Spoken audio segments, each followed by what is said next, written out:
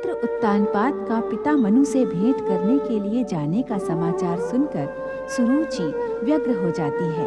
सुनीति और उत्तानपाद को मनु आश्रम में देखकर सुरुचि का क्रोध 7वें आसमान पर पहुंच जाता है।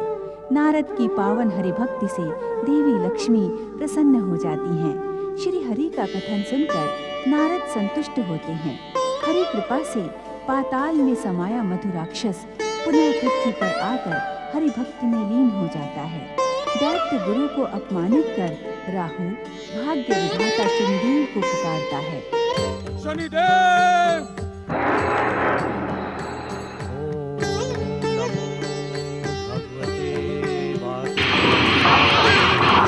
आप दोनों ओर से छरी और विष्णु के भक्ति का राग आलाप कर शनि को समाप्त कर देने के इच्छुक है। सावधान सूर्यदेव, सावधान! क्या आप अपने पुत्र शनि की विध्वंसक, विनाशक और मारक शक्तियों से अपरिचित हैं? बंद करें ये प्रलाप, बंद करें, अन्यथा मेरा क्रोध आपको तपस्या योग्य रहने नहीं देगा। बंद करें ये प्रलाप।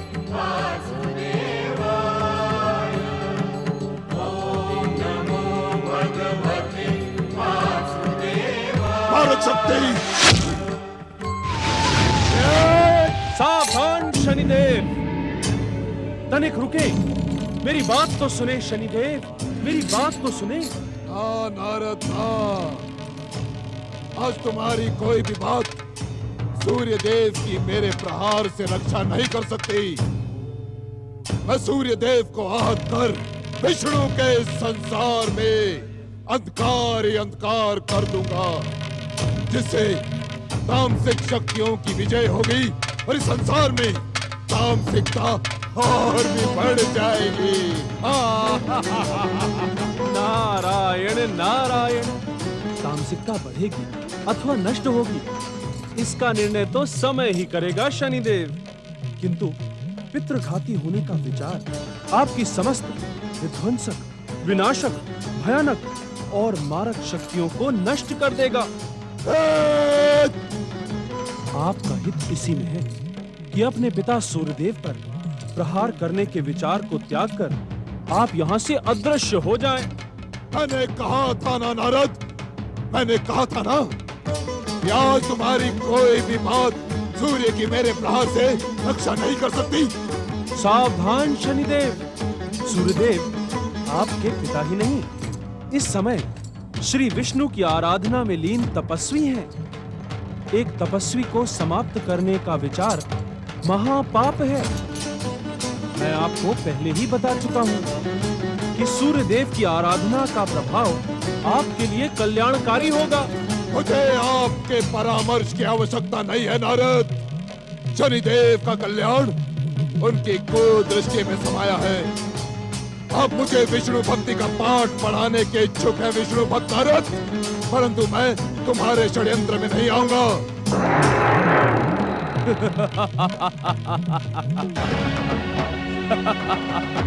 आज विष्णु के इस संसार को अपने तेज से प्रकाशित करने वाले सूर्य का जीवन संकट में है नारद।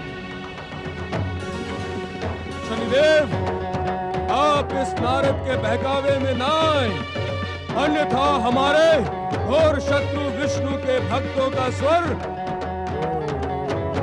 और बल बढ़ता ही जाएगा। आप अपनी घातक और मारक शक्ति से एक एक करके इन दुष्ट विष्णु भक्तों को समाप्त कर दें। दैत्य सेनापति राहु, तुम आज से पूर्व कई बार श्री विष्णु भक्तों के विरुद्ध अपनी स्याह कुदृष्टि का प्रयोग करके असफल, पराजित और प्रताड़ित हो चुके हो। नारायण नारायण! बार बार एक ही प्रकार की भूल को दोहराकर तुम अपनी गिनती महामूर्खों में करवाने के इच्छुक क्यों हो? जगदीश्वर भगवान विष्णु तुम दोनों को सद्बुद्धि प्रदान करे। नारायण नारायण!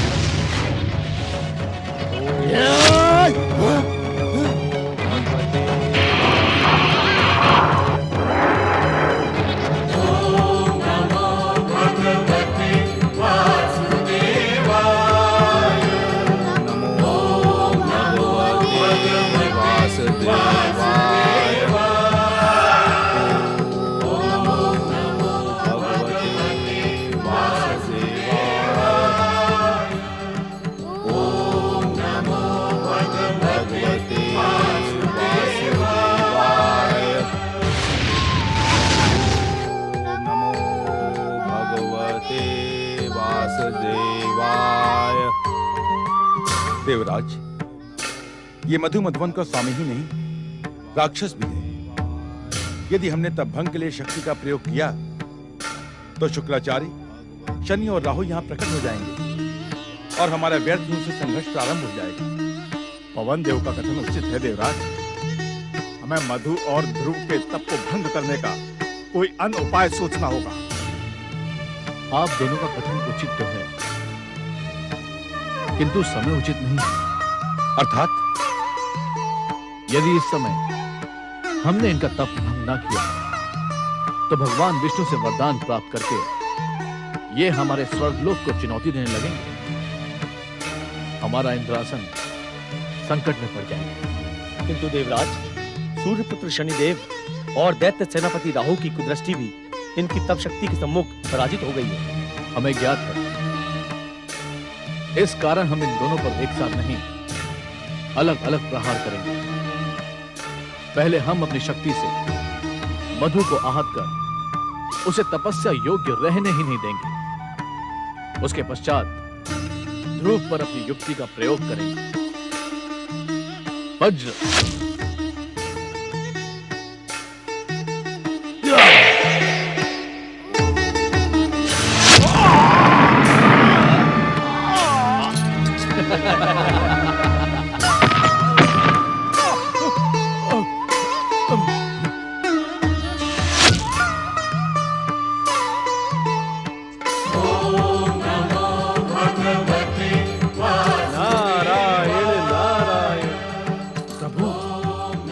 आपकी लीला का ये विचित्र खेल भला कौन समझ सकता है।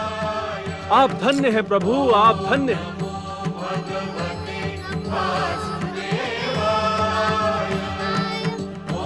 देवराज, इस निर्दोष बालक पर शक्ति का प्रयोग करना अनुचित होगा। इस कारण हमें भगवान विष्णु के कोप का भाजन भी बनना पड़ सकता है। आप कोई अन्य उपाय करें देवराज। अग्निदेव, ध्रुव पर शक्ति का नहीं, युक्ति का प्रयोग करने की घोषणा हमने पहले ही कर दी है। अर्थात बालक पर मां की ममता की युक्ति का प्रयोग ही सफल हो सकता है। नारायण नारायण।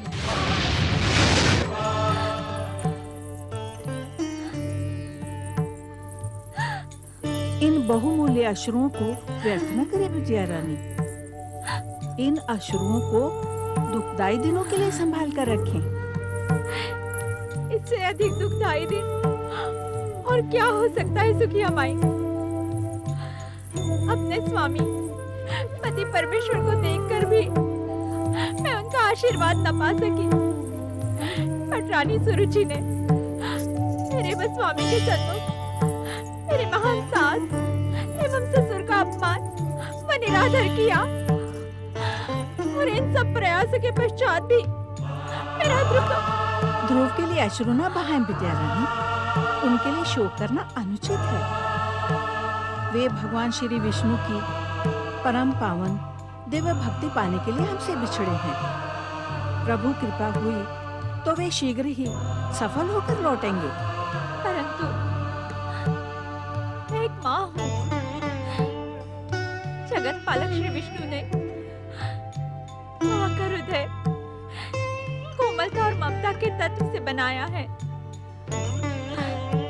तो मात्र एक बार अपने पुत्र की झलक देखने की इच्छुक हूँ।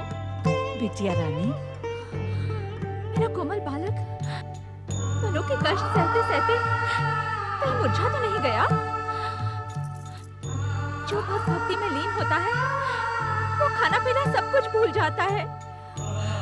उसे किसी बात की सुध नहीं रहती। मेरा पुत्र अवश्य बिना खाए पिए सूख कर काटा हो गया होगा।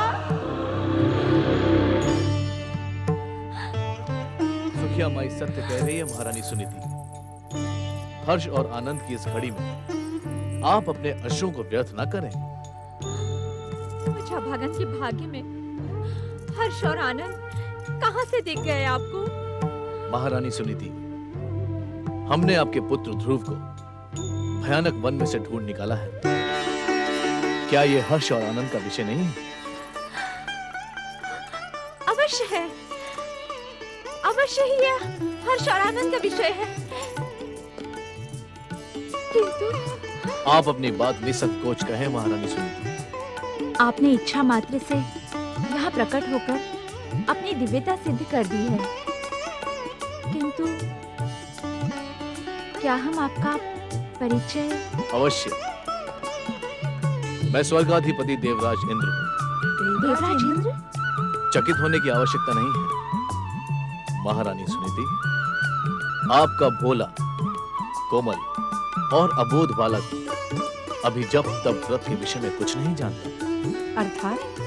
अर्थात उसे ज्ञात नहीं है कि जगदीश्वर भगवान विष्णु की परीक्षाएं बहुत लंबी होती हैं।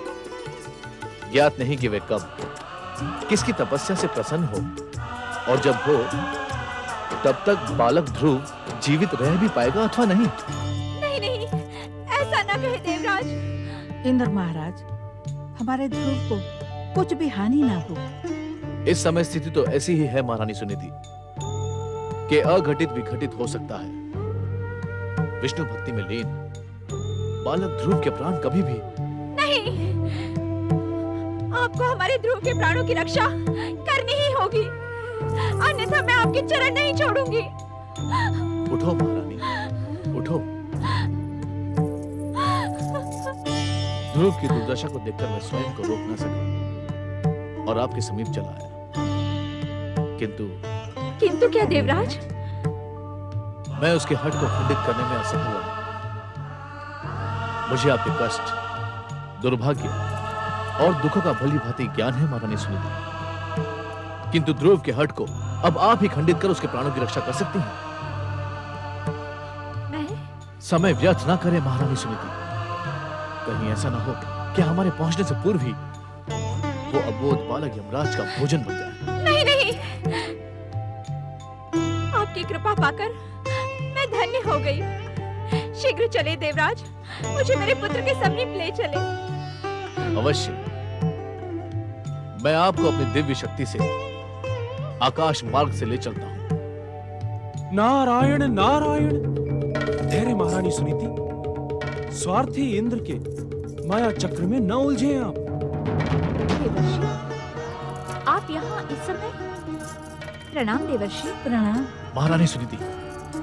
हमारा एक क्षण भी व्यर्थ करना बालक ध्रुव के भविष्य के लिए संकट बन सकता है। देवराज, आप अपने स्वार्थ की पूर्ति के लिए इतना अधिक नीचे जा सकते हैं, इसकी तो मैंने कल्पना भी नहीं की थी। नारायण नारायण। एक माता की ममता पर कुठाराघात करना क्या आपको शोभा देता है देवऋषि? मैं ध्रुव के प्राणों का संकट देखकर ही ममतावश यहाँ प्रकट हुआ था, किंतु आपने असमय प्रकट होकर असत्य के माध्यम से आप एक माँ की ममता को भ्रमित अवश्य कर सकते हैं देवराज, किंतु नारद को भ्रमित करने की चेष्टा न करें। नारायण नारायण। आपको भय हो गया है कि जगदीश्वर भगवान विष्णु से वरदान प्राप्त करने के पश्चात बालक ध्रुव आपके स्वर्ग पर अधिकार न कर ले। देवऋषि। देवराज इंद्र, आप भयानक भूल कर रहे हैं। नारायण नारायण। बालक ध्रुव अपने कठोर जप, तप, व्रत के फलस्वरूप जगदीश्वर भगवान विष्णु से जो दिव्य वरदान प्राप्त करेगा, उसके सम्मुख सहस्त्रों स्वर्ग भी तुच्छ हैं। महारानी सुनीति, एक क्षण का भी विलंब ध्रुव के जीवन के लिए भयानक सिद्ध हो सकता है।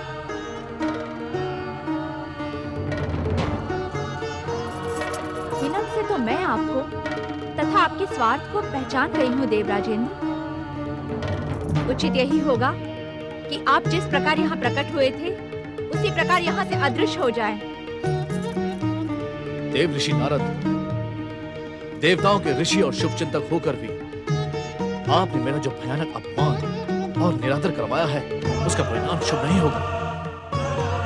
मैं भी देखता हूं कि ध्रुव अपनी तपस्या में सफल कैसे होता है।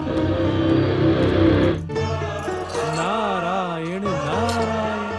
महारानी सुनीति, जप, तप, व्रत की अमोघ शक्ति से आप भली भांति परिचित हैं। इस संसार की कोई भी शक्ति उसका बाल भी बांका नहीं कर सकती।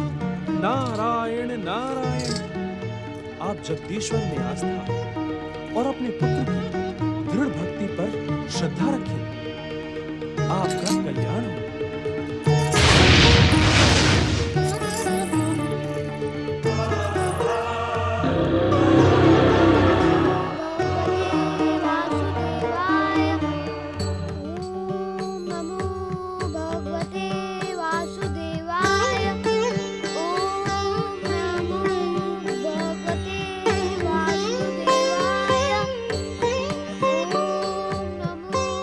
घृताची अप्सरा शीघ्र प्रकट हो। देवराज, आज्ञा करिए। घृताची, स्वर्गाधिपति देवराज इंद्र का सिंहासन डोल रहा है। तुम्हें अपने अभिनय से देवराज इंद्र की सहायता करनी होगी। मेरी समस्त कला देवराज इंद्र के चरणों में समर्पित है। आप आज्ञा तो करें। पिताजी, तुम्हें ध्रुव की माता सुनीति का रूप धारण करना होगा और ममता के आंसू बहाकर इस हड्डी ध्रुव को तपस्या त्यागने के लिए विवश करना होगा। जो आज्ञा देवराज।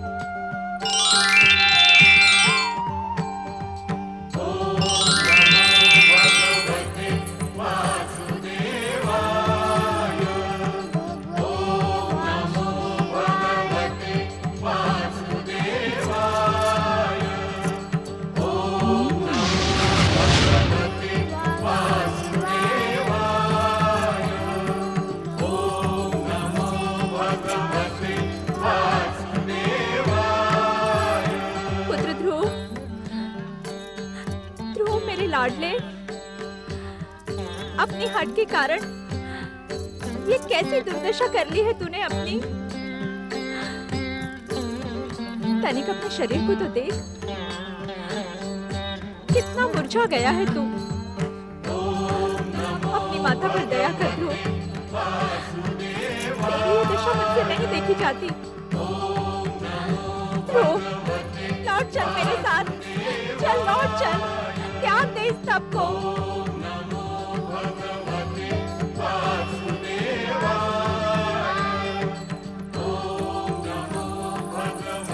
पुत्र ध्रुव, तुझे अपनी माता की सौगंध, इस तपस्या का त्याग कर दे। ये तपस्या नहीं, हठ है पुत्र। इसके कारण तेरे प्राणों पर संकट आ गया है। त्याग दे इस हड्डियों को, त्याग दे पुत्र।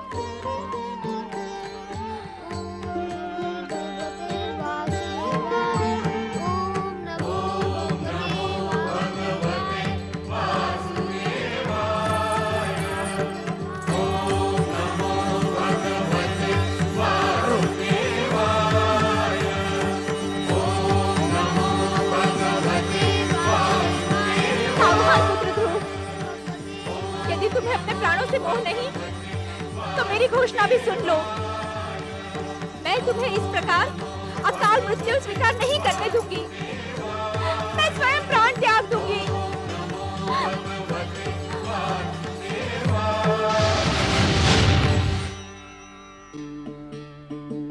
ओम नमो भगवते वासुदेवाय। ओम नमो भगवते वासुदेवाय। माता ध्रुताची, जब तप व्रत को खंडित करना भयानक अपराध है। आप अपने जीवन को इस भयानक संकट में क्यों डाल रही हैं? मैं आपको इस भयानक अपराध के लिए क्षमा करता हूँ। जाएं, देवराज इंद्र की देवलोक की शोभा बढ़ाएं। ओम नमो भगवते वासुदेवाय।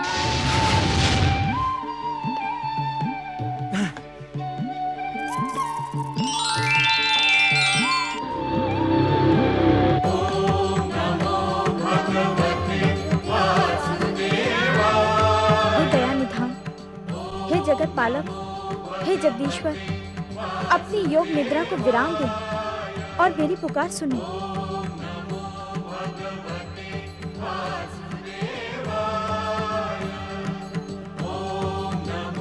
स्वामी, बालक ध्रुव की अब और अधिक परीक्षा ना लें, उसे उसकी तपस्या का सुफल प्रदान करें।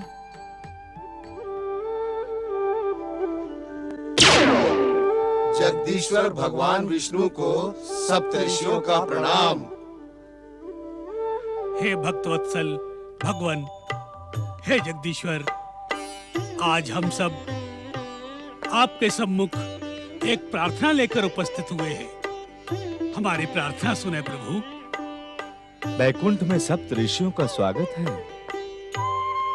आपके आगमन से बैकुंठ का वातावरण भक्तिमय हो गया है।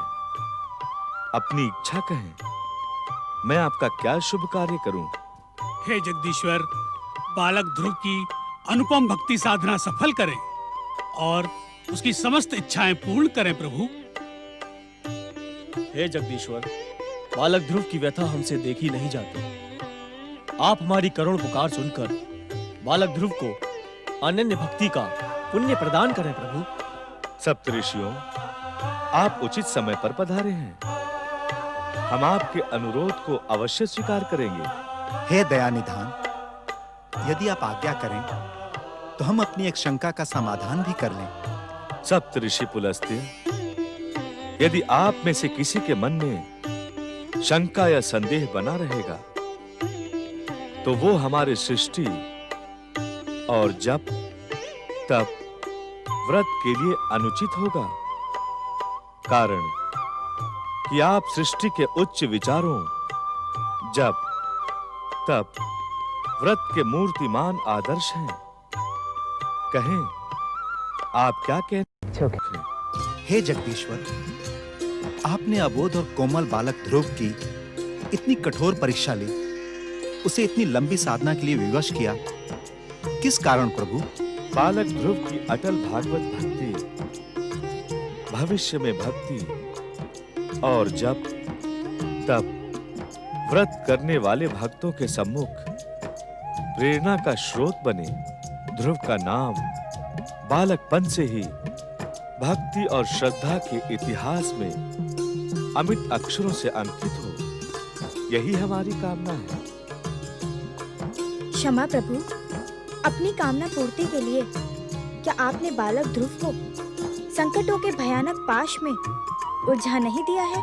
महादेवी, हमारी कठोर परीक्षा और लंबी प्रतीक्षा से कोमल बालक ध्रुव को कष्ट नहीं हुआ है, अपितु उसकी भक्तिमय आत्मा में आनंद की वृद्धि हुई है।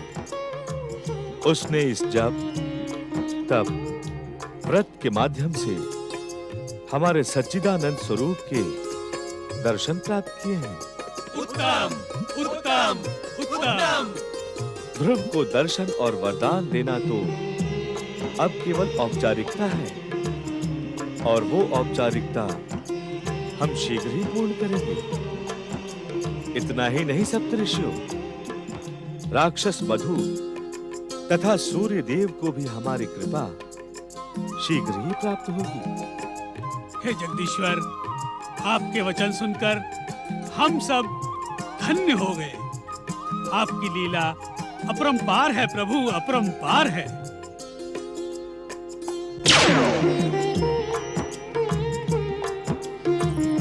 स्वामी,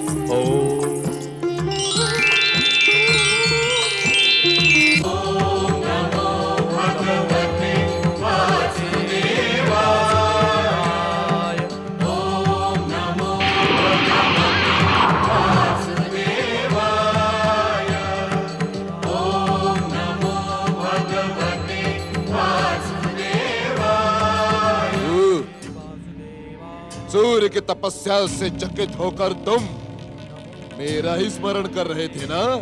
और शनिदेव, मैं आश्चर्यचकित होकर आपका ही स्मरण कर रहा था। सूर्य की विष्णु भक्ति जगत विख्यात है, तो इसमें आश्चर्यचकित होने का कारण क्या है राहु? आश्चर्य का कारण सूर्य की विष्णु भक्ति नहीं है शनिदेव। तो तुम्हारे आश्चर्य का कारण क्या है? मेरे आश्चर्य का कारण सुनकर आप उद्विग्न हो जाएंगे शनिदेव।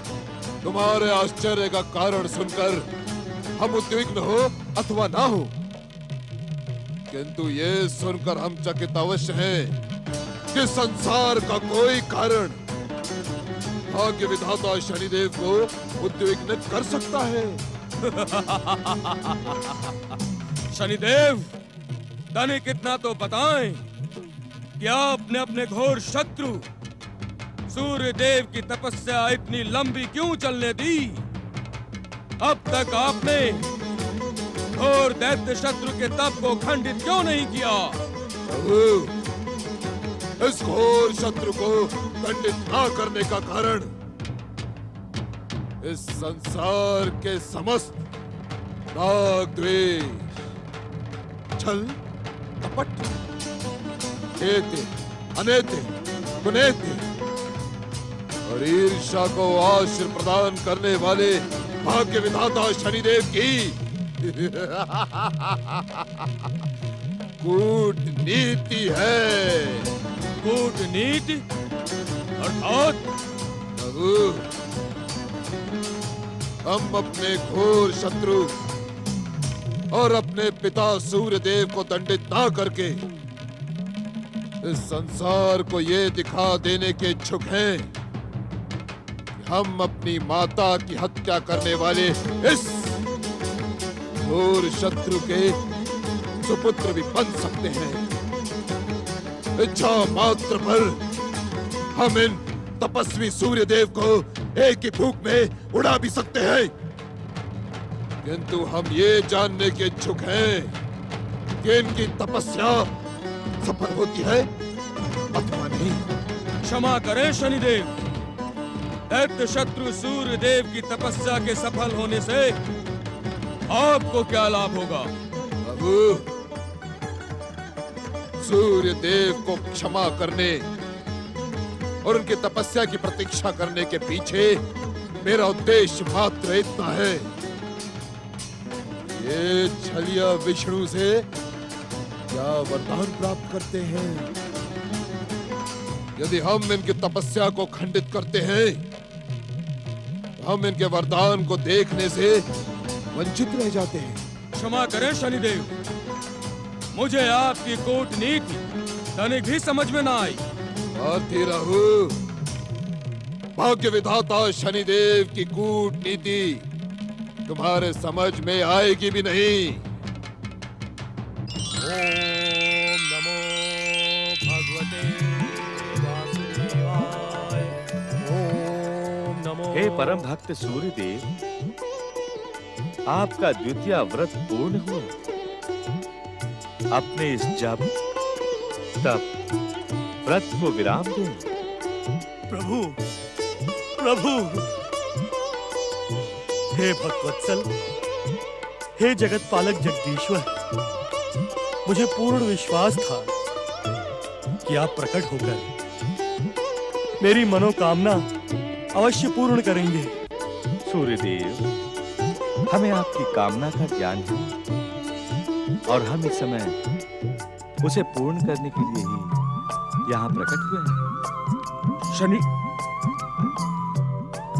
सूर्य नारायण देव, आपको विधि के विधान और नियंता के नियति के कारण ऐसे पुत्र और पुत्रियों का पिता बनना पड़ा जो स्वयं अपने को और आपको सुख प्रदान करने से वंचित रहे। हाँ जगदीश्वर, देवी संज्ञा से उत्पन्न यम और यमी मुझसे रूठकर यमलोक और पृथ्वीलोक चले गए।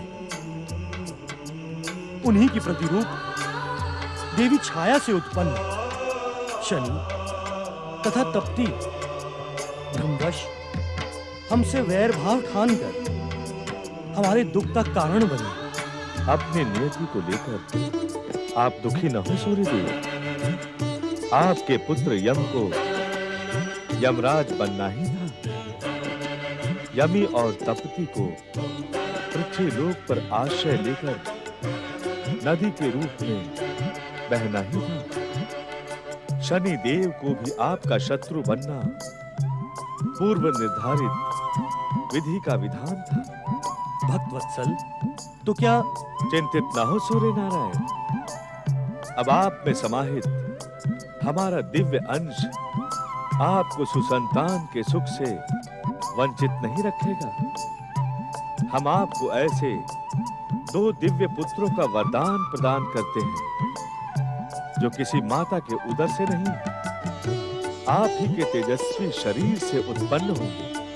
प्रभु आपकी जय हो।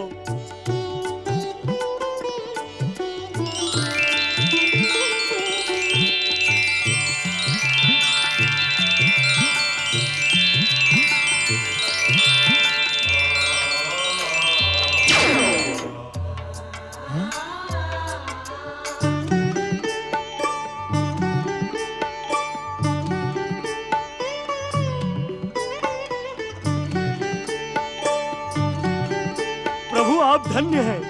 दिव्य आत्मा अश्विनी कुमारों, तुम दोनों परम शांत, शीतल, मंगल और कल्याणकारी अमृत कलश लेकर प्रकट हुए।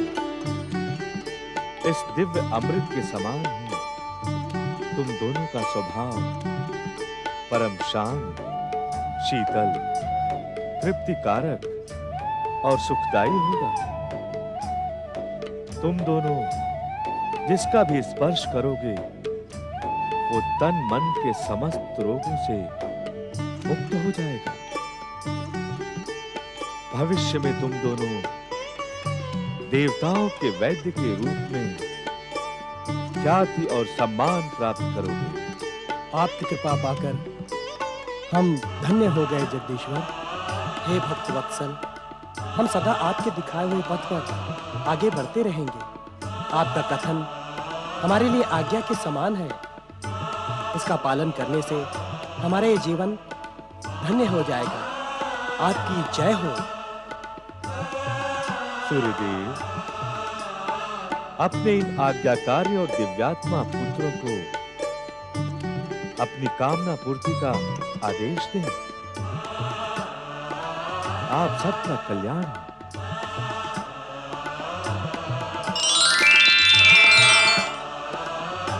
हे दिव्यात्मा अश्विनी कुमारों, क्या तुम हमारी इच्छा और कामना पूर्ण करने के लिए उत्सुक हो? आपकी इच्छा और कामना पूर्ण करना हमारा कर्तव्य ही नहीं, धर्म भी है पिताश्री। हमें आदेश प्रदान कर धर्म और कर्म की दिशा में आगे बढ़ने का सुअवसर प्रदान करें पिताश्री। पुत्रों, सर्वप्रथम तुम दोनों अपनी ज्येष्ठ भाई बहनों के मन से हमारे प्रति वैर भाव और उपेक्षा की भावना का अंत कर दो। यही हमारी सर्वप्रथम कामना है। जो आज्ञा पिताश्री।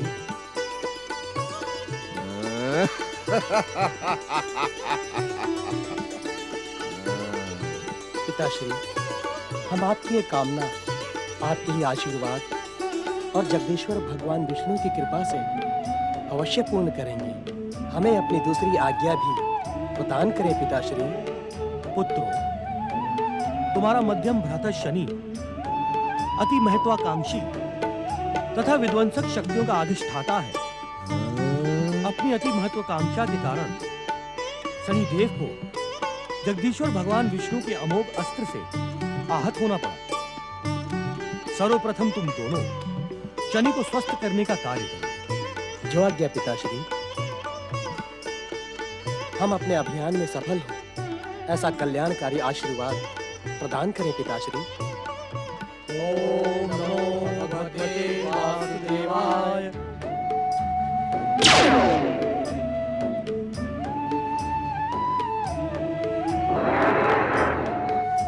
शनिदेव, आज आप भी दैत्य शत्रु छलिया विष्णु के एक और चमत्कार के साक्षी बन गए।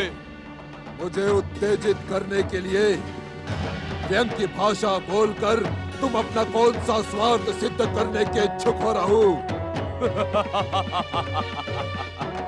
छलिया विष्णु ने सूर्य देव को अमृत कलश धारण करने वाले 2 पुत्र प्रदान कर आपकी महानता को नष्ट भ्रष्ट कर डाला है शनिदेव। अब वे दोनों अश्विनी कुमार आपके घोर शत्रु सूर्य देव का साथ देकर आपकी शत्रुता का सर्वनाश कर देंगे। शांत शांत रह राहु, शांत। तो हमारे सम्मुख हमारी महानता को नष्ट भ्रष्ट कर देने का दुस्साहस कर रहा है। शांत रहे, अन्यथा परिणाम तेरे हित में शुभ न होगा। आपके सम्मुख छलिया विष्णु की कृपा से 2 दैत्य शत्रु और उत्पन्न हो गए। संसार को अपनी मारक, भयानक, विध्वंसक और विस्फोटक कुदृष्टि का भय दिखलाने वाले शनिदेव आपको कुछ न कर सके और अब अपनी हताशा और निराशा मुझ पर निकाल रहे हैं शनिदेव। दुष्ट मूढ़ बुद्धि राहु। प्रणाम मध्यम भ्राता श्री। मध्यम भ्राता शनिदेव, अपने दोनों छोटे भाइयों का प्रणाम स्वीकार करें। मध्यम भ्राता शनिदेव, आपके हृदय में हमारे महान पिता के प्रति जो बैर भाव है, इसका त्याग करें। भ्राता श्री, हम आपके सम्मुख यही प्रार्थना लेकर प्रकट हुए हैं। कौन सी? चले जाओ, दूर हट जाओ हमारी दृष्टि से। तुम दोनों विष्णु के वरदान से प्रकट हमारे घोर शत्रु हो। तुम दोनों ने हमारी आज्ञा नहीं सुनी। अदृश्य हो जाओ यहाँ से, अन्यथा राहु तुम्हारे पिता के भांति तुम्हारे जीवन पर भी ग्रहण लगा देगा। राहु, मेरे दोनों भाइयों ने हमसे प्रार्थना की है, तुमसे नहीं। तुम्हें हम भाइयों के मध्य प्रलाप करने का कोई अधिकार नहीं। तू शांत रहे, शांत। मध्यम भ्राता, हम आपको ये अमृत कलश भेंट करने के लिए ही प्रकट हुए हैं। इसे ग्रहण करें भ्राता श्री। इससे आपके तन, मन और आत्मा को शांति मिलेगी।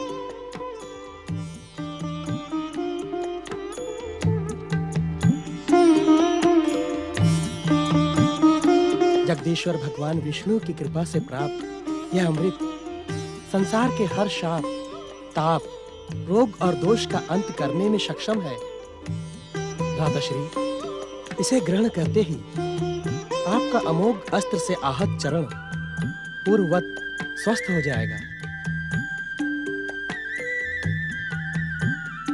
अपने मन की उद्विग्नता का शमन करें मध्यम भ्राताश्री, और अपने दोनों छोटे भाइयों की यह भेंट स्वीकार करें। षड्यंत्र और षड्यंत्र शनिदेव, सावधान सावधान शनिदेव, ये अमृत नहीं है, ये विष्णु और सूर्यदेव के षड्यंत्र का विष है। आप इसे ग्रहण ना करें शनिदेव। राहु, समुद्र मंथन के समय तुमने तो चुरा कर देवताओं का अमृत ग्रहण किया था। इसी कारण विष्णु के चक्र सुदर्शन के प्रहार के पश्चात भी तुम आज तक जीवित हो। तो फिर तुम हमें उपहार में प्राप्त अमृत ग्रहण करने से क्यों रोक रहे हो? क्या तुम्हें हमारी अमरता प्रिय नहीं? हाँ?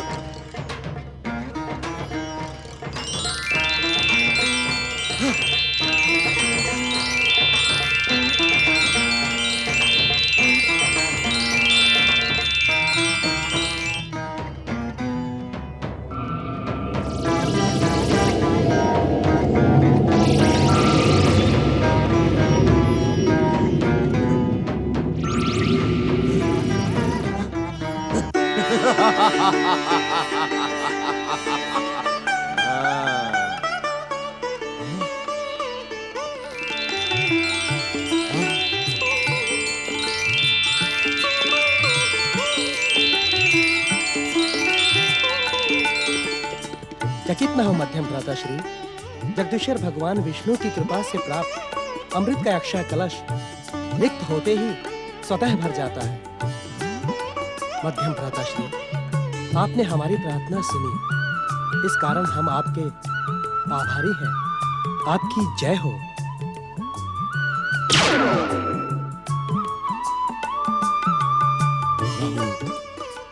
आज आज हमने अमृत का स्वाद जाना, किंतु इस अमृत के स्वाद से भी अधिक स्वादिष्ट एक रस का पान किया है हमने। क्या तुम्हें ज्ञात है राहु कि हम किस रस की ओर संकेत कर रहे हैं?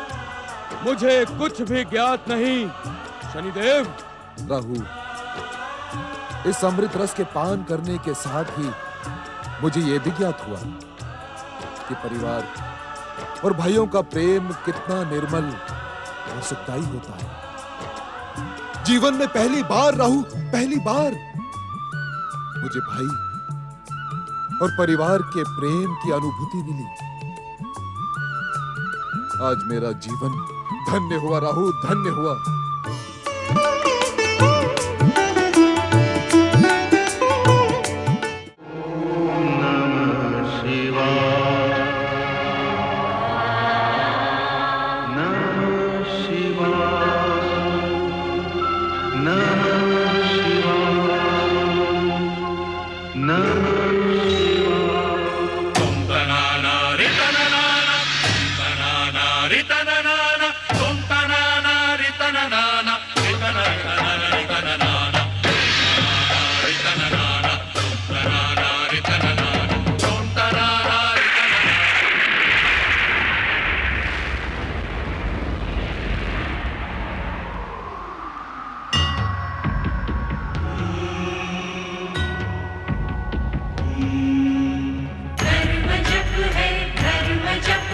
मनन है कृतिकार का, तप ही साधन तप ही कारण, जीव के उद्धार का।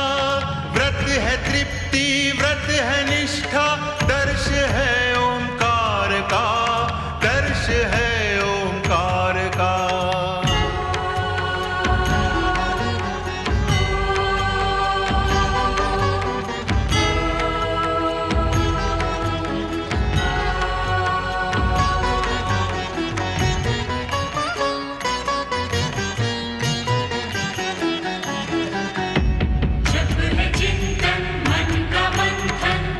प्रभु की आराधना, तप कर शब्दों के स्वर बनते हैं एक प्रार्थना। व्रत का नियम दे के संयम पूर्ण करता कामना, पूर्ण करता कामना।